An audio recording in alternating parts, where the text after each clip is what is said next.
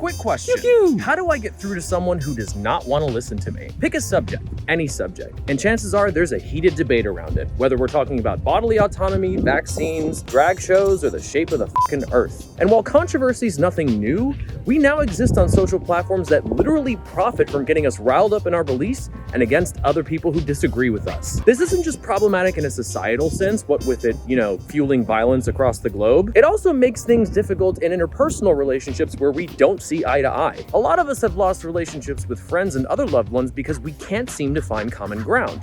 And that sucks because we want to at least have enough common ground to keep things friendly and respectful, but how do we do that when people are getting more and more obstinate in their beliefs? And if someone is digging their heels in on a belief that they maybe shouldn't be, is there any reliable way to get through to them? To understand how to influence someone's thinking, you first got to understand how their thinking works in the first place. While not every mind works quite the same way, human thinking in general tends to follow a number of predictable patterns. That's why we're even able to study psychology in the first place. As they grow, human brains take in information on their surroundings and attempt to synthesize all of that information into a coherent, understandable, and reliable model. That model is called a schema, and they become the filter through which we experience, interpret, and respond to cues in our environment. According to experts in cognitive science, there are 4 different types of schemata that center around objects, the self, roles, and events. And while your brain is always looking to keep your schemata up to date with the newest information, the more data you take in to reinforce a schema, the harder it is to change. And when information filters in that goes against one or more of our schemata, we experience something called cognitive dissonance. Cognitive dissonance happens when there's inconsistent information in our minds, and our brains hate when this happens. It literally feels jarring and unpleasant. The easiest thing for our brains to do in this situation is to dismiss the new information that goes against our existing schema, the way our immune system attacks an infection. And with our brains being bombarded with more info than ever, our mental immune systems are more primed and active than ever before. But if enough information makes it past our defenses, it is possible for us to alter our schema and our behavior.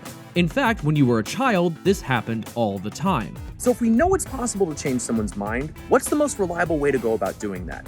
It's hard to say for sure because everybody's a little bit different, but there are a few things that we know do not work. The schemas that are the hardest to change are the ones that people form about themselves. So any approach that involves hostility, shaming, name-calling, or generally questioning a person's character are just going to make their defenses go up. Sure, it might make us feel good to call someone an idiot or a hypocrite, but think about how you'd react if someone tried to do that to you. And that's just a general rule to keep in mind in any discussion that's automatically going to make you more persuasive. But there's another rule you should follow before attempting to engage anyone on any topic, and it's a rule that comes to us from one of the great sages of our age, Ice Cube. Check yourself before you wreck yourself. Check yourself before you wreck yourself. Come on, check yourself before you wreck yourself. Think about it this way. Why would anyone let you scrutinize their beliefs if you've never scrutinized your own? Interrogating your own beliefs and even considering opposing views not only helps you construct a more well-informed and reliable schema, it also helps you anticipate what another person might say to try and argue against whatever it is that you're saying.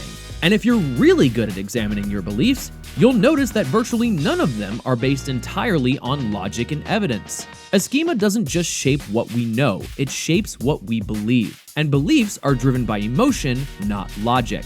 But as a general rule, pretty much everyone should make it a point to regularly consider opposing viewpoints. It's safe to say that we are where we are right now because people don't do it enough.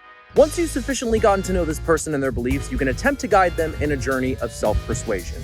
Because make no mistake, all persuasion is self-persuasion. And you can employ a number of techniques to try to facilitate that process. Ask questions and lead them on a train of thought. So why is it that so many biologists are now coming out and saying that sex isn't really a binary system? Well, in order to understand this, we need to understand what binary means and what sex means. Calmly and respectfully point out any gaps or inconsistencies in their thinking. So my audience is okay with me talking about racial inequality and ending the institutions of racism and white superiority disorder. But you're not okay with me talking about inequality faced by the trans community. Immediately own up and apologize if you make a mistake. First, I'm very sorry you weren't allowed to enter Canada. There we go, had to say that, union rules. Use hypotheticals instead of real scenarios. Anyone at any time can declare you as disabled. And because of the systems we already have in place, you can be stripped of every ounce of your autonomy. Your money, your right to vote, where you live, and either whether or not you want to have children. Appeal to their nobler motives. I'm not saying that you're racist if you thought that the pyramids were built by aliens. By the way, they weren't. I'm saying that that original notion was racist because it posits that ancient people of color could not have built something when there are similar structures in Europe that we take for granted were built by human hands. Recognize that bad outcomes can stem from good intentions. I get a lot of comments from people who say that they are ashamed or embarrassed about their lack of knowledge about Black authors or Black history. In the US, there are a variety of reasons set up for you not to know. And realize that despite your best efforts, you still might not change this person's mind. And if that happens, you've got a choice to make. Is this a disagreement that you can live with? If they hold a belief that doesn't really harm anyone or anything else, then it's probably best to just let it go. Reasonable people can agree to disagree on all sorts of stuff. And having differences of opinion very often is a good thing. It's only when beliefs start to harm others that we start to run into problems.